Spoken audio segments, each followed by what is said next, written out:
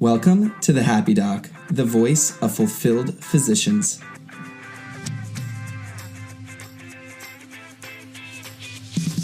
This show is about bringing inspirational, creative, successful, and happy health professionals to you.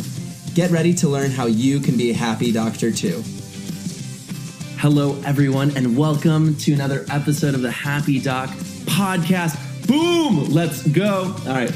So my name is Dr. Taylor Brana.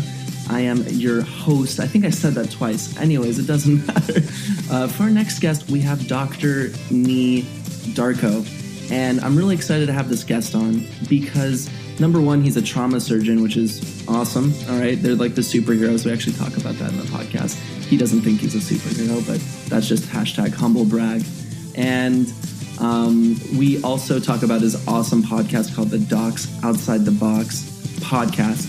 And the reason I love it is because we're definitely on the same page here. He has this great Twitter hashtag, which I think really captures it. It's hashtag I'm not just a doc.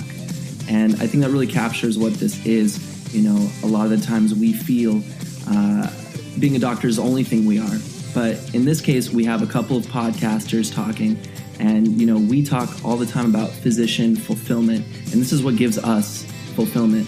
So we're going to talk about the podcast. We talk about finances. Him and his wife just eliminated $662,000 of debt in 3 years. We're going to touch on that in this podcast episode. And you're going to leave with a sense of energy, creativity, and you're going to want to build something. And I'm really excited for you guys to listen to this episode. My ask for you this week is please share this podcast. Let everyone know about it. If you love it, we want to see that you're sharing on social media. And that's what we ask of you this week. Thank you so much and have some fun listening to this episode. Hello, everyone. This is Dr. Taylor Brana, and this is another episode of the Happy Doc. I'm super excited for our next guest. That's Dr. Nii Darko from the Docs Outside of the Box podcast. Also, if you guys didn't know, he also has the Docs Outside of the Box Nation Facebook page, which I'm a part of, and it's fantastic. So, Nii Darko, thank you so much for being on the podcast today. How are you doing? I'm doing excellent, Taylor. Thank you for inviting me on the show. I'm a big fan of you, and I'm just excited to be here, man. Thank you. Awesome. And I'm a big fan of you as well. To start off the episode, one of the most important questions that we're going to have in this whole show. Are you ready? Yeah, let's do this, man. All right. Nii Darko. When I hear that name, I'm thinking orthopedist, not trauma surgeon. Nii. Oh, yeah, absolutely. Yeah, I got that all through my med school training. When I did, because I went to an osteopathic school, so obviously there was a lot of people who wanted to do orthopedic surgery and so forth. And when I was doing my orthopedic rotation, which I absolutely hated, the attendings would be like, man, like your first name is Nii, like Dr. Nii would work so well if you decided to go into this and stuff. And, it's a pun, right? So right. It's just one of those things that, it's funny. Like when I was growing up, my family is from Ghana. Okay. My name is a very Ghanaian name. Nii stands for firstborn male, or it's given king, right? So it's a name of strength. It's a very common name in Ghana, but you bring it to the United States, you bring it to New York City, or, where I grew up in Irvington, New Jersey, like nobody's trying to hear that. Yeah. So there were things that like people would make my name like Nii, did you fall on your knee? Yeah. Or, just different jokes that people would say. And it's funny to go from that to like, hey, you should just call yourself Dr. Nii. It's just like my name is metamorphosized so many, so many different times and stuff. But it's, I tried orthopedics, but it just wasn't for me, I tried surgery. So, and then Dr. Darko is like a pretty epic name, I have to say. So, sorry, right? Some people are like, wait, who's my doctor? Dr. Darko. Wait, what did I do? It's like, it's like menacing or something like, oh no. That's awesome. There's also another doctor in the area. I think his name is Dr. SuperDoc that we have around here. It's like, Chris. Yeah, I'm not kidding. His last name is SuperDoc, so it's Dr. SuperDoc. Are you serious? Yeah, isn't that like redundant? What's the behind that? What'd you say? Is he from America, or is he the ethnicity? I don't know the origin, actually. That'd be like so interesting to ask. But yeah, there's a super doc out there, like no big deal. Okay, all right. as it has a license plate. You know what I'm saying? Oh my gosh, super dog. But all right, so you didn't go into orthopedics, you went into trauma surgery. So can you talk a little bit about like, that pathway of, what got you inspired? Oh man. So my first experience with being or going into trauma surgery was as a 17-year-old. So I grew up the majority of my life in Irvington, New Jersey. Kind of an area where there was a lot of crime. And when I went to Lehigh University for my undergrad, before I went, there was this summer program, and they had an opportunity for students to go and kind of get acclimated to being at the college and get some credits. At the end of the program, there was this barbecue. And at the barbecue, I got a chance to meet some alumni of the university. And one of them was a trauma surgeon who worked in Newark, New Jersey. Mm-hmm. So I was like, hold on a second. Like, you're not too far from where I live. I'm here at Lehigh, let's make it happen. Mm-hmm. Long story short, he invited me to come and spend some time with him before the semester actually started. So this is like, July, August, getting ready to start the year. So I remember, my parents dropped me off at the hospital, University Hospital. They met Dr. Garrison. He met us outside in front of, the intake where all the ambulances were. And, my parents left and I was going to spend, maybe like 12 hours with him. I think somewhere in the range. We were doing a night shift. Mm-hmm. And as soon as they left, literally like something went off, like a walkie-talkie went off on his phone. He's like, let's go. Time to go. And as soon as we went, like he like pushed me to the corner of a room. And like, it was just like this crazy situation where this guy had got shot. And it was like literally like organized chaos where like every was working on this guy. He was screaming. They turned him on his side and he was screaming in pain. And I could see like, like bullet wounds in his back. And it was just something that for me at 17, I was scared, freaked out. Mm-hmm. I've never seen anybody shot before except for TV, but that's totally different. And he's just there like directing people. You do this, you do that. And then eventually he said, let's, he took him up to the operating room. I couldn't go because, I wasn't even a volunteer. I wasn't even registered. So for about an hour and a half, 2 hours, I was just, watching TV. Next, he comes back. I catch up with him and like he's hugging the patient's mother. And for me, I was like, man, that is so cool because the patient made it. Mm-hmm. And like, wow, that was something that like really stuck with me. And then from then onwards, I just knew like trauma was for me, at least so I suspected. Right. Then from then onwards, I just was always interested in surgery. And then something changed. I thought I wanted to do OB. Mm-hmm. And I had a really great experience during my third year of med school where I was in the middle of nowhere, Kansas, Hoisington, Kansas, which is literally the middle of the country. The traffic light town. There was this general surgeon who basically was doing C-sections, appendectomies, all the things that a normal true general surgeon would do. And I knew from then on that I wanted to do surgery. Mm-hmm. And then I did my residency in Atlanta, Georgia, a high trauma facility, which was Grady Memorial Hospital with Morehouse School of Medicine. And from then it was sealed. I was like, this is what I want to do, So it's just like, you walk in and it's a black box. You don't know what's going on. You just whisk them to the operating room and you do what you do. So I really, really enjoy what I do. Wow. Amazing. That's awesome.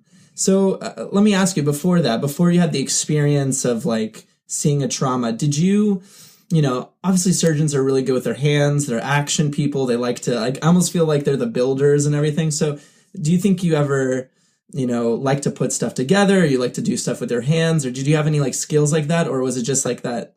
No. Nah. Growing up, I was into computers, and my dad were on computers. I was literally, even though I grew up in the city, I was a nerd, you know what I'm saying? And I worked on computers. I watched cartoons. I played outside.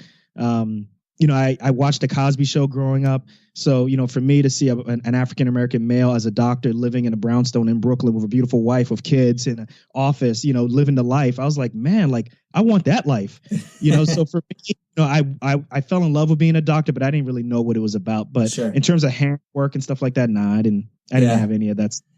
It's funny because like, you're portraying yourself as a nerd, but to me, like a trauma surgeon is like the superhero of the hospital, The grunt depending on who you talk to. Really? So what would you call a trauma surgeon? I think we kind of are like, I feel like we're almost like the cleanup men or women for a hospital, like if things go wrong and nothing else can be done, they end up calling trauma, and that could be a good thing or it could be a bad thing. Right. Oftentimes the worst cases that people can't do, the disaster abdomens, they come to the trauma service, or the patient who needs, the most critical of ICU care. Oftentimes they get the trauma surgeons to take care of it. So in terms of glamorous, it's not very glamorous. But in terms of being able to take care of people at their sickest and being able to, take them from them coming from the ER to seeing them leave to go to rehab, that's a really gratifying experience. And that's what I really like. I feel like I can take care of anybody from the ER to the ICU to the OR to them actually, to the point of discharge. That's the part that I really take satisfaction with. Wow, amazing. So for our student and resident listeners, what would you say is something that would indicate that maybe, trauma surgery might be for you? Or what qualities do you see in some of the great trauma surgeons you see? I think the biggest quality that you would see in trauma surgeons is problem solving and not being afraid to, in essence, fail, right? Because in trauma surgery, oftentimes you really don't know what's going on with the patient unless you take them to the operating room, right? And that's the last resort. So that means you have to go through all these different algorithms, and if they're correct, then you move in one direction. If they're wrong, then you kind of are going down this pathway towards the operating room. So obviously you can't see inside the abdomen unless you get them to a CT scan or you get them to the OR. But being able to problem solve and say, okay, this person's heart rate is really fast, but his blood pressure is normal. What does that mean? Or, they got pain on their left side, but they have an abrasion on the right side. What does that mean? So oftentimes in trauma, your job is to not, like in medicine or in ER, they just need to just rule out something, right? Like if someone comes in with high blood pressure, you just take care of high blood pressure. But in trauma surgery, if someone is found down, you have to make sure they don't have a head injury. You need to make sure they don't have a neck injury. How do you know they didn't hit their shoulder when they fell down? Right. Well, then how do you know that when they fell, their elbow didn't hit their left side and maybe they broke a rib and it also broke their spleen, right? Like these are all the things that trauma surgeons have to think about, right? So it's like a puzzle, it's like a problem, and you're putting it together, and you may have to over triage in one realm and just to get the answer in another realm. So I think that's the biggest thing, is if you're okay with being a problem solver, if you're okay with being wrong at times, but just saying, I'm wrong, but let's continue to move on. I think trauma surgery may be right for you. Amazing. I love that. And another thing I wanted to add is something I noticed with like some of the trauma surgeons I've worked with is in those crazy situations, they're like oddly like really calm. They got the glow, it's like glowing, like Yoda, right? Like nothing phases them. Yeah, they're just like so calm, and they're like, "You go order the CT scan. You put in the IV." But it's like they tap the shoulder, and like I don't know, it's just crazy. I think it's nuts. But you got to remember, though, they do it so many times that it's really not much that phases them, right? And even the nurses who are doing trauma most of the time, there's really not much that phases them. So it's like it's coordinated, organized chaos of, people are talking loud 1 minute, some people are directing this minute, there's blood on the ground sometimes, so that's me, actually, the way how you describe it. Like, I don't really raise my voice much. If it gets too loud, I tell people to one voice at a time. But like, I've done it so many times. I've seen, things go A, I've seen things go B, good or bad, that, you know what? It's just like, hey guys, we've done this before. Let's act like we've been here before. Right. Let's stay cool, because if I lose my calm, right, then everybody should start to get really nervous. Right. So that's why I never freak out. Even if there are times when I don't know what's going on, I just say, okay, look, if I lose my cool, then everybody else is going to lose their cool. And ultimately, I don't know if you heard this, but some people say, like, look, check your pulse first, right? If you got a pulse, you good. Right. Now, I don't necessarily do that, but I always just kind of take a deep breath when things get really stressful and be like, okay, look, I'm good. Like, I've done this before. I know my ABCs. Like, let's just chill and let's get this done. Right. See how the voice came down on that? I know. I feel like really calm. As you started doing that, I'm like, yeah, that's right. Right. Don't worry. We got you. We got this. We got this.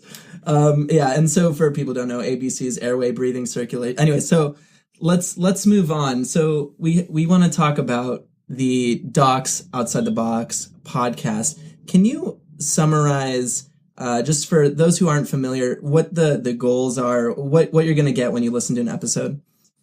Yeah, so Docs Outside the Box is a podcast that I've been doing since April of 2016. It's has the tagline of ordinary doctors doing extraordinary things outside of medicine. So if you want to learn about how doctors get on TV like Sanjay Gupta, if you want to learn about how doctors work in humanitarian work overseas in Liberia and so forth, if you want to learn about how doctors coach other doctors, this is the show for you. If you want to learn about personal finance with paying off student loan debt, if you want to, learn about other different things like hip hop, which I love, I'm a big Knicks fan. We talk about that. We kind of just mix everything up on the show. It's chill. It's laid back. It kind of just demystifies the whole concept of being a doctor and kind of breaks it down to and makes it okay, at least for people who are listening to say, you know what? It's okay for me to say I'm not just a doc. And in fact, that's the question that I ask people at the end of the show is, look, I'm not just a doc. And for me, the show is a manifestation of me basically, in essence, kind of losing that when I was going through my training. And this is an opportunity for people to say, hey, you know what? Raise their hand and be like, hey, I feel the same way. I want to learn how Dr. X does this and all these different things.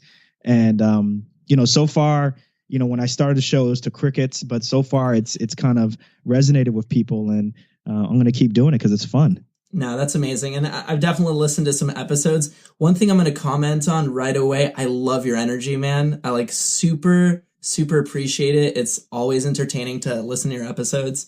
Thanks, man. And I really mean it. Like anyone listening, like it's a great podcast. Please tune into it. The thing I wanted to add in that, I totally agree with what you're saying. One thing that I get when I talk to students often is they're like, man, like I loved music before I went into school. Like I did art before I went to school. I was an athlete before I went into medicine, and I don't have time for that anymore. And, you're touching on that too. It's like all these, and those are the things that like people on admissions, they like love people who are different. They love people with talent. And then you go into school or you start going to residency and like you just have no time, or you can't find the time, or you can't practice those awesome skills. And like, I just, you're touching on that. It's like so important. Like you're not just a doc, you're more than that. And I love that you're highlighting it. Oh yeah.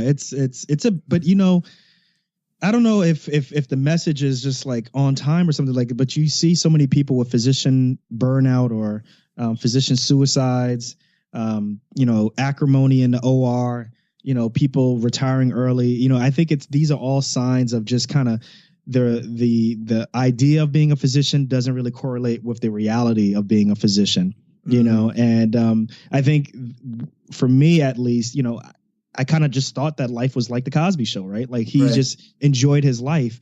But then I didn't really think about it. Like OB doctors are like, they're mad busy, they're really busy. So I don't know if that was a really actual representation of how an OB life is, but I think that's the big issue. And I think with the show, and I think with your show, obviously is really, really focusing on, look, it's okay to just say, hey guys, look, I enjoy what I do, but it doesn't consume me. Like this, being a doctor is not all that I am. And I think that frustration oftentimes manifests as, frustration at work or, anger at work. And I mean, as a medical student, I'm sure you've seen it. You've ran into attendings who are just crabby for no reason. Yeah. And it just, that's the big thing, I think. And I think that's a major problem. And I hope that your show, I hope that other podcasters in my show can kind of help just bring down the intensity and let people know, like, hey, like, doctors are people too, so to speak, not to make it as elementary but I think that's one of the first places to start is like, being a doctor isn't everything. Mm-hmm. Yeah. It's important, but it's not everything. Yeah, 100%. And yeah, like that's actually the reason why I made a podcast was like, I saw a lot of unhappy doctors and I was like, is it possible to be a happy doctor? That was like the main question. Right. Right. And then for you it's like, well, you're not just a doctor, you're more than that, and definitely touching on, some core themes there. So for someone who hasn't listened to podcasts, like, can you name some, I know we like love all our guests, by the way, but like, can you name some like, episodes, like if for a newbie, like if someone wanted to pop on, and listen to a couple guests, who would they listen to? So I think if you want to start the best place to start, I think, was actually one of my most recent episodes. I did with Dr. Brian Williams. I can't remember if that's episode 43 or 42, but it was Dr. Brian Williams is the surgeon who took care of the police officers who unfortunately were gunned down back in 2016 at a rally in Dallas. And he's an African-American surgeon. He was the only African-American trauma surgeon at Parkland Hospital. And this happened at the end of a rally. And basically the rally was about police brutality, acrimony between minority communities and the police. Now, this rally had nothing to do with what happened at the end, but someone decided to start shooting police officers. Well, the long and short of it is he took care of these police officers. And, obviously it affected him. But 4 days later, I think what most people remember him for is the event that happened 4 days ago where, all these people were asking questions, and then he finally got asked a question, and, he literally just put it out there that, look, he thinks that the major issue is obviously the police acrimony, but also, there's racism out there. There's, the inability to talk about what's going on in poor communities. And I'm just paraphrasing right now, but that was a very powerful interview that I had with him. And he left Parkland a year later. So that was very powerful. Other people that I can think of are Dr. Alden and Alden Landry and Cameron Matthews. I think that was episode 5. That is an amazing one. That's 2 doctors who they get on a bus. They bring a bunch of friends with them who are also doctors, dentists, pharmacists, and they have an organization called Tour for Diversity. And what they do is they get on a bus and they go through everywhere in the United States, mainly underserved areas. And in a day, they basically do a whole med school curriculum tutorial teaching pre-meds how to get into med school. So if you want to learn about how to interview, if you want to learn about how to take the MCAT, if you want to learn about just, what certain doctors do on a daily basis, you learn all of that in basically an 8-hour span. And then at the end, I participated in this. At the end, we pack up our stuff, we put it into a bus, and then we go to the next site. And sometimes the next place is like 6 hours away. But they do that for an entire week. And that was an amazing one. Wow. And then obviously I think if the first episode I did, it's cringeworthy to hear me talk on the first one, but that one I think is the most downloaded one. That one is where I interviewed Dr. Carmen Brown. She's an OB doctor who practices currently in New Zealand. And she is born and raised in America. She's from Atlanta and practiced in Arizona, and kind of got sick and tired of the whole crazy OB life and decided to do some traveling with her husband throughout the world. And they landed in Australia and then also New Zealand and said, hey, let's make this home. And people were so fascinated by, like, how the heck do you work there? What's it like? What's the difference? I mean, she was talking about how at one point some of her, administrators would come to her and be like, are you depressed? And she's like, why? She's like, because you're not taking as much vacation as what you're normally supposed to. They just look at things so differently than the United States. So I think those are the top 3 episodes that I would start with. Amazing. And we'll provide those links on our show notes. That's awesome. So one of the things I noticed in your podcast too is you do talk a lot about finances. Congratulations, by the way, eliminating, what did you say, slaying your loans? That's $662,000 of student loan debt done in 3 years. I'm telling you, man, thank you. Yeah, it was a huge monkey on our backs. I'm really proud that we got it taken care of. And that, payoff kind of just spawned so many different things like this podcast, and spawned some other things also. Yeah. And I want to touch on that because I think it's just such a huge and important topic. Everyone's uncomfortable about money, but I do want us to to touch on it for a little bit. I listened to that episode. You guys did a great job. Can you tell us just briefly what are a couple or few tips that you guys did to really eliminate that debt? I think the biggest thing that we recognized was that we were broke. I think a lot of doctors, once they graduate, they have these high incomes. They realize that they have a lot of student loan debt, but they are like, well, I have a lot of student loan debt, but I want to get a home. I want to get a home, or I want to get a car. And I think that's a big mistake because then next, lifestyle creep comes up. The interest on these student loans are just accruing. And, just like we mentioned on our show, anybody who's listened to that show, we started off with $240,000 of debt each. Wow. But because we didn't really make much payments from, when we finished med school to at the end of residency, it ballooned to $330,000 each. So you can imagine if you don't really get aggressive on it when you become an attending, it's going to balloon even more. So I think the biggest thing is that, hey, look, we recognize that we were broke and we needed to do something about it immediately, like yesterday. And then the second thing is we just started budgeting. That was key. I know people don't want to hear that. They roll their eyes when they hear this, but budgeting really allows you to understand the power of your income. We did a zero-based budget, which means literally down to every cent of our income, we knew what to do with that money. And as a result, we realized that we had, a significant amount of money that was going towards food, groceries. We were spending money on fast food and then groceries, and then the food would perish at the end of the month. Mm-hmm. So we said, look, why don't we just try to tweak that a little bit and put that money towards student loans and try to decrease our food to about $200 a month, which we made it happen. That's tough, but we made it happen. Yeah. And then you'll see the pre-meds who are listening and the residents who are listening, you'll be attacked. I hate to use that term attack, but you'll have insurance brokers or insurance people, agents come up to you and try to sell you disability insurance and life insurance. You got to be really careful about that. And we found out that we were paying more towards our life insurance and disability insurance than our student loans. Wow. That's crazy. Yeah. So we had to just reorder all of that stuff. Our priorities completely changed. And once we did that, and I did extra work, once we did all that, we got our student loans paid off. And I feel like such a happy doc right now. No pun intended. You know what I'm saying? No, that's amazing. You know what I'm saying? Like this is a plug for your show. I feel like a happy doc right now because literally I can say when I want to work, how I want to work, and, if I want to work, like I'm not financially independent like, some other people. But at the same time, like those 3 years, I would take any extra shift that I could just to, pay off the debt. And I just don't have to do that anymore. So that's awesome. That's amazing. And I listened to the episode. I actually highly recommend, people to listen to that episode too. I want to comment on that. I am like really impressed with your partnership with your wife, by the way. You guys like worked super well together. I love also your concept of like, this is the year of unity for you guys. Oh, yeah. No, that's sick. Like, I think that's something that every couple, every partner is like coming together. That's amazing. You guys had like weeks where you weren't together and you still worked through that process. It was tough.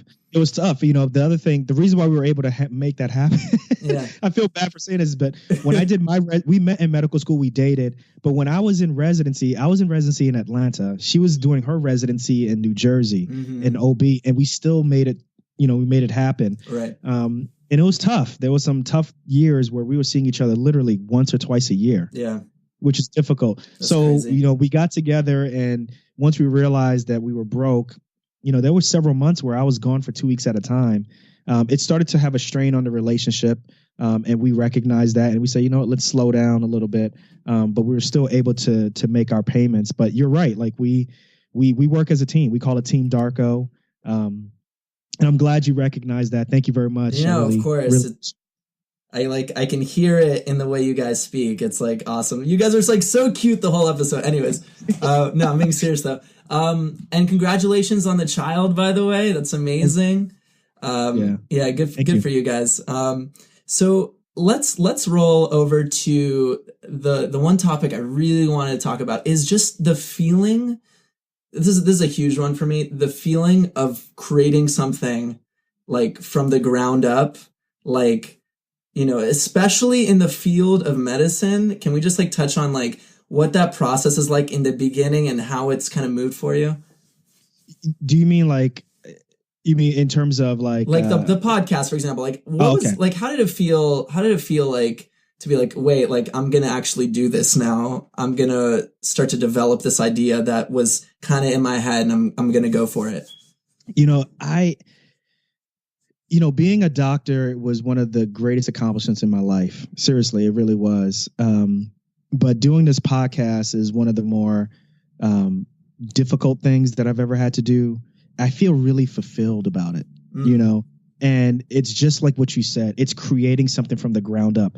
Nobody nobody created it for me. There's no pathway I have to do. There's no prerequisites that I have to do to do a podcast. There's no mentorship that it's just me creating something and putting it out there. And if people like it, they like it. And then if they feedback and it's good feedback, then, it's amazing. I really, really enjoy it. And I don't know if people can really understand what I'm talking about. If you listen to my podcast, I think some people can get it. Like I tweak so many different things. There's some podcasts where I'll have music. There's some podcasts where I won't have music. There's some podcasts where, I'll talk about something different. Talk about sports, and I won't talk about sports in another one. Like I feel like it's art to me. And it's a great feeling. I feel like this is me, the expression of me. So in 20 years in 40 years when I'm gone, like someone can really get to know who I am personally by just listening to my voice, listening to the production that I put into the show. That's how I feel. And, my inspiration really, to be honest with you, doesn't really come from other podcasts. It actually comes from YouTube. And I don't know if you pay attention if you watch YouTube videos, but there's a guy named Casey Neistat. I'm not familiar. There's a guy named Casey Neistat who literally, in essence, does the same thing with his videos, and he vlogs. And it's like literally a manifestation of his personality. Everybody, as you know, is vlogging right now. Right. But the way how he stands out is by, he puts his family into it sometimes. He puts music into it. The intros are different. He skates. It's amazing. So that's how I feel with my podcast, is that this is art. And this is like a blank canvas. And what am I going to make differently? And sometimes it works. Sometimes it sticks. And sometimes it doesn't. Yeah. So I'm glad you asked that question. That was a really good question, man. Oh, no, I appreciate it. So I totally agree. And the reason I bring this up is this is these creative things we can do on a daily basis are and Neil and I talk about, Neil is one of the partners we have on the show, and it brings back, the whole concept, doctors are losing their autonomy. This is the way you bring your autonomy back. You're talking about art, this is the way you feel like you have 100%, this is Dr. Nii Darko on a canvas, you're talking about, you can do whatever you want, and that feels so good. Can you just talk about energy wise, how does that change you energy wise and your motivation and things that you do? Oh, that helps a lot. Before I started the podcast, I was developing anxiety at work, seriously, because I just felt as though my training was really good. And then now all of a sudden, just nervous with malpractice and, other doctors criticizing work and all these different things. And, the podcast allowed me to have take a step back, and allowed me to really understand what's really important. And, since then it's helped my job so many different times, so many different ways. And then in terms of just my creativity, my energy, I mean, it's really, I don't know how to really describe it to you, but it's one of the more purest of things that I've been able to do, which is why I'm so passionate about it, and why I encourage more doctors to podcast or to, do YouTube, whatever you want to do creative wise. You described it perfectly. It's creating something from the ground up. It's pure. It's you. It's just something that I just, if someone ever asked me to either give up medicine or give up podcasting, I'm serious. I probably would just give up medicine first. Oh my gosh. This is how much I enjoy it. I really enjoy it. It's because if I decide to give up medicine, I can interview anybody. I can interview you. I can interview, a congressman. I can interview, a rapper. I can interview a basketball player, anything. That for me, what it really boils down to is I love talking to people. I love networking. I love connecting people. Yeah. Talking to people, my wife always says I'm like a social butterfly, because I could be in any line and just, find someone, be like, hey, find some type of commonality and just strike up a conversation, so, that I think for me, I really enjoy what I do. So that's amazing.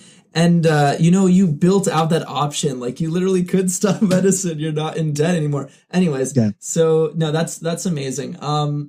And so we're talking about creating something, building something, and one of the goals of our show is to inspire. So let's inspire some action right now. There's someone right here, they're listening in. This is the moment. They're teetering on some skill they have. Maybe they like writing, they like making music, they like whatever. What's the next step? How do they actually go from 0 to 1 and start something? How did you do it? I started. Seriously, just start. It's like that Shia LaBeouf video. I don't know if you've seen that. Just do it. Like seriously. I have a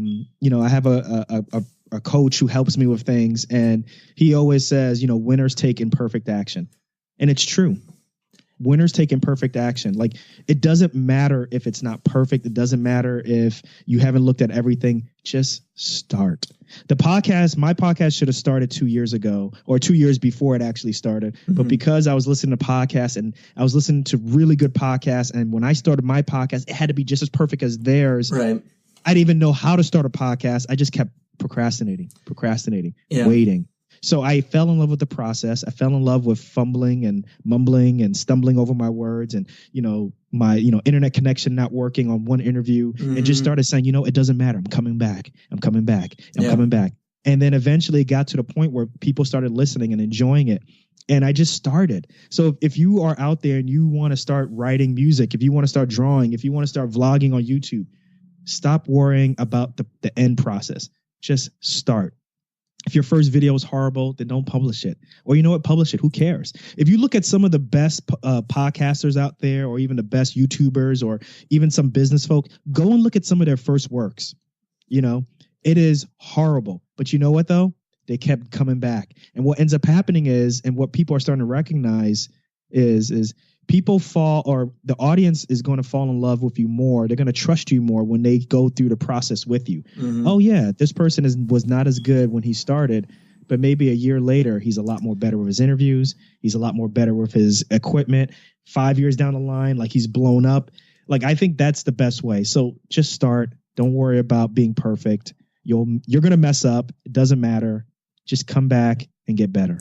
And first off, I love the tips and definitely agree. The other thing is, in the medical field specifically, and I think this was in one of our previous podcast episodes, like, medicine is like at least 3 to 5 years behind, like, in terms of like the business building, entrepreneurship building, whatever. So like, and I think part of it is like our culture is all about like fear. It's about like worrying about like what could happen. We're always like thinking like protection mode. But like when you're in like building mode, it's the opposite. You have to be courageous. You have to take action.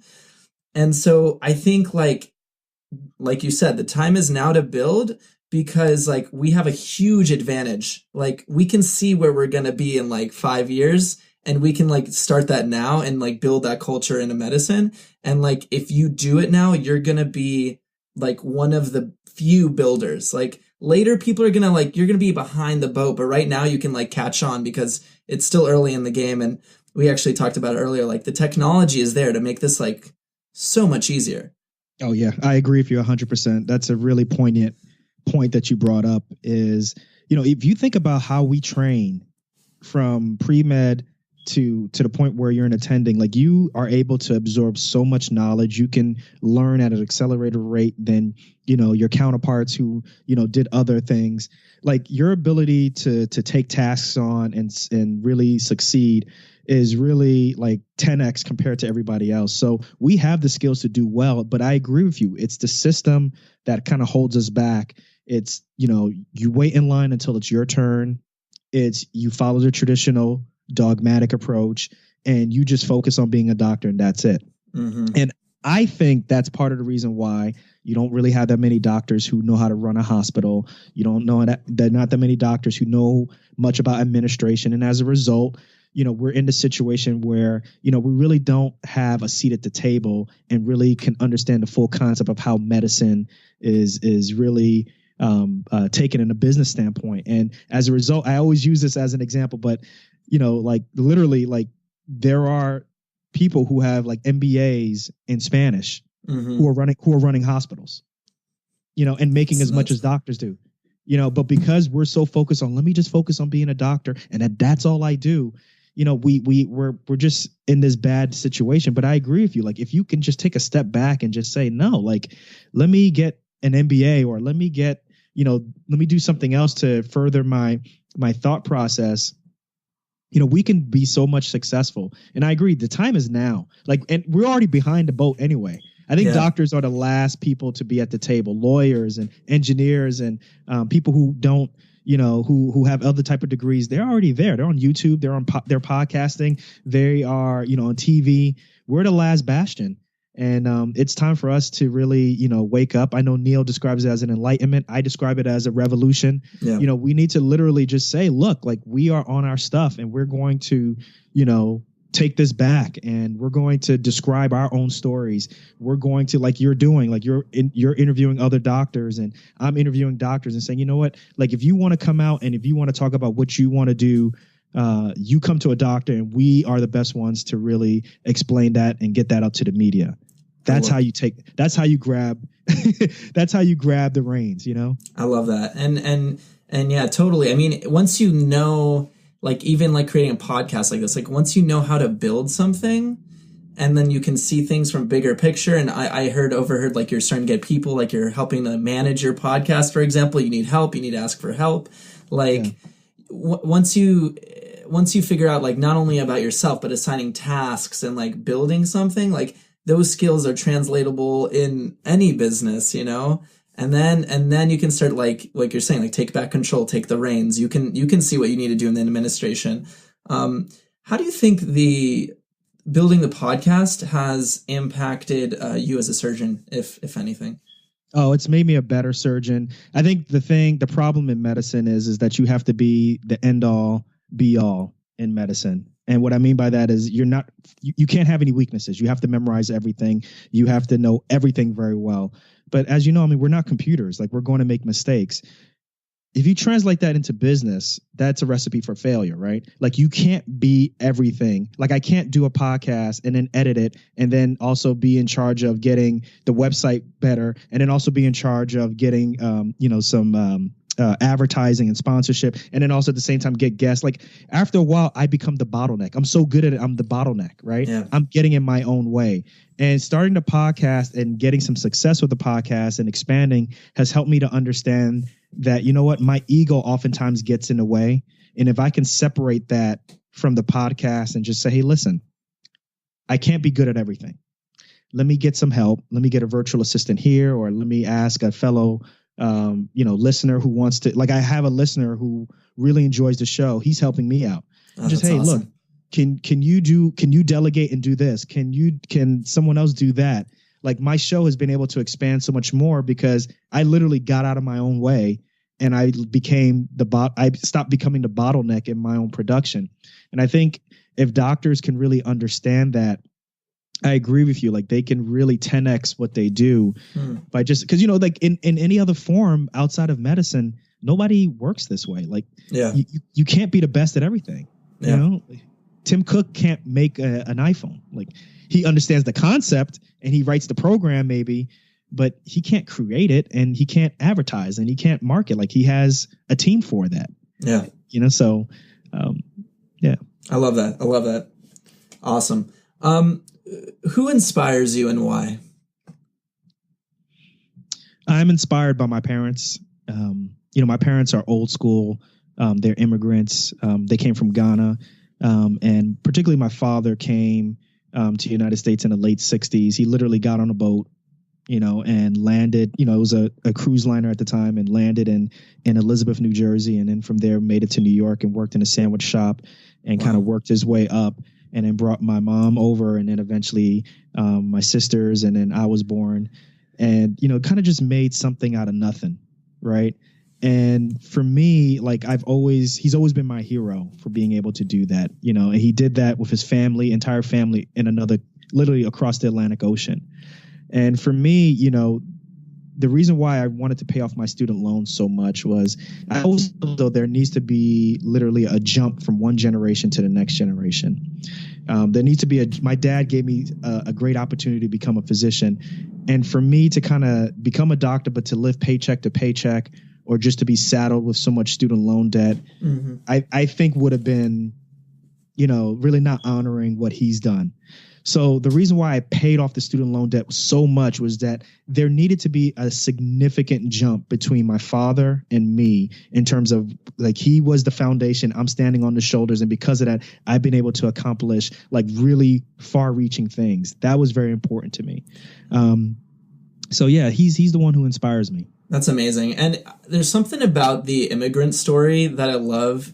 My family they're also immigrants. Like, do you realize like the courage that it takes to like have, Oh yeah. especially without technology, right? Like back then they had no idea what they're getting themselves into. Like the courage of like going, you said like, he was by himself for a while, right? Working. Mhm. Yeah. So taking the leap, going to a completely different country, not knowing the language, building that, you said sandwich shop. Yeah. No, he worked in a sandwich He shop. He didn't worked even in, own it. yeah, he worked in a Smoked that. sandwich shop, like doing this whole process. Like, if they can do that and separate from the family, not know any idea what's going on, like anything we do is like super easy now. Oh yeah, absolutely. Absolutely. Where's your family from, by the way? Israel.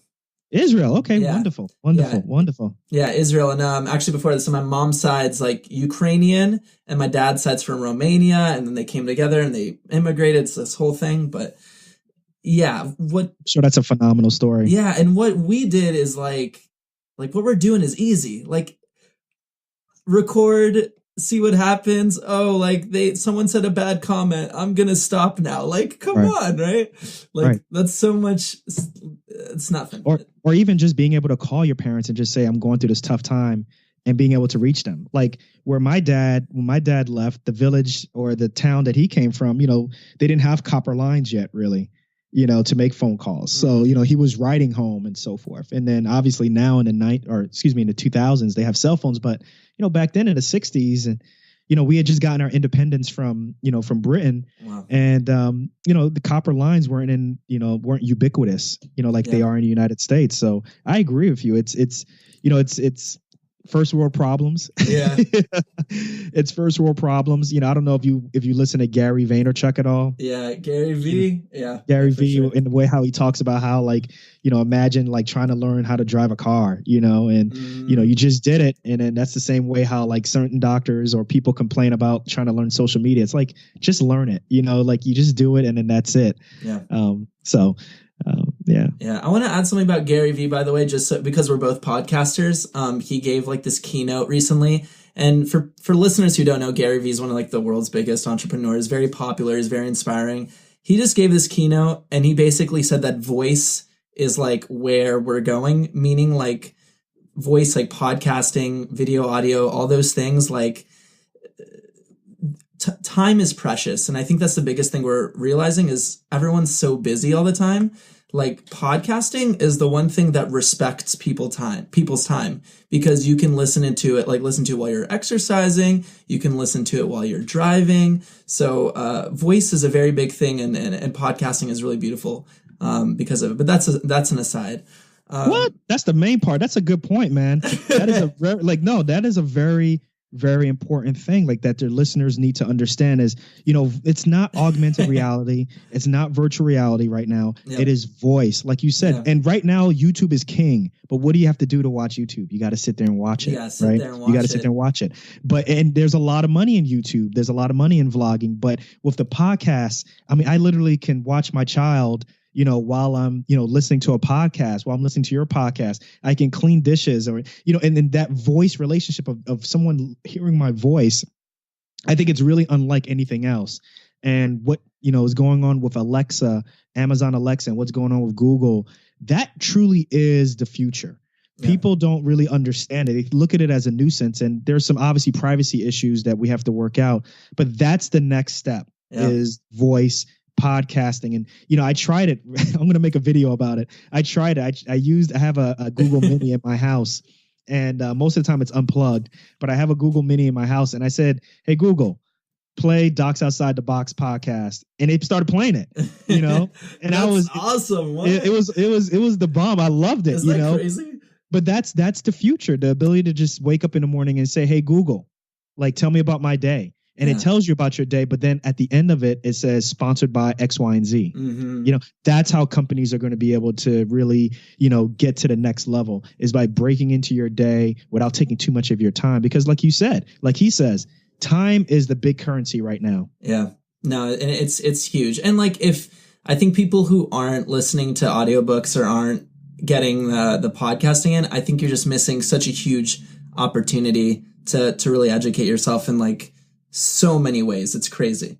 So Dr. Nii Darko, thank you so much for being on the podcast today. Before we go, can you leave a tip for the listeners? Oh yeah. My biggest tip to the listeners is whatever it is in life, whatever you're concerned about, whatever you are not sure about. I hate to dumb it down to this, but it's the truth. Just start. Just do it. It doesn't matter if you're not perfect. It doesn't matter if you fall on your face. Don't worry about what everybody else is doing. Just start.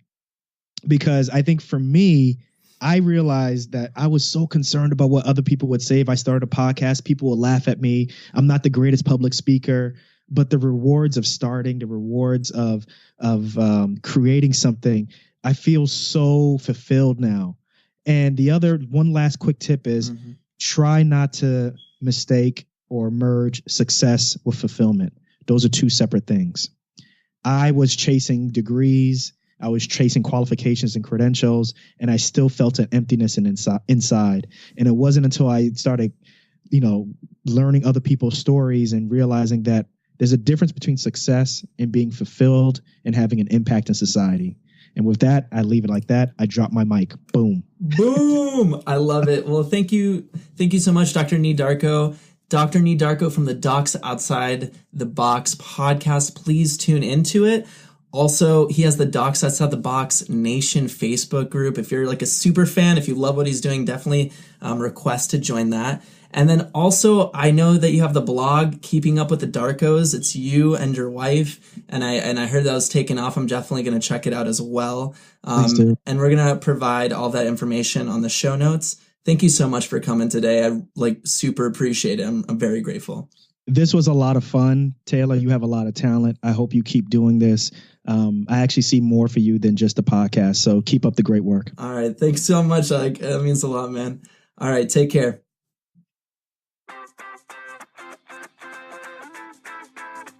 Thank you so much for listening to the Happy Doc podcast, the voice of fulfilled physicians. If you enjoyed the episode, please drop us a like, comment, and share. Share us through the social media channels we have on Facebook, Twitter, and Instagram. The handle is at Happy Doc Podcast. That's at Happy Doc Podcast. You can find our website at www.thehappydoc.com. Again, thank you so much for listening to the Happy Doc, the voice of fulfilled physicians.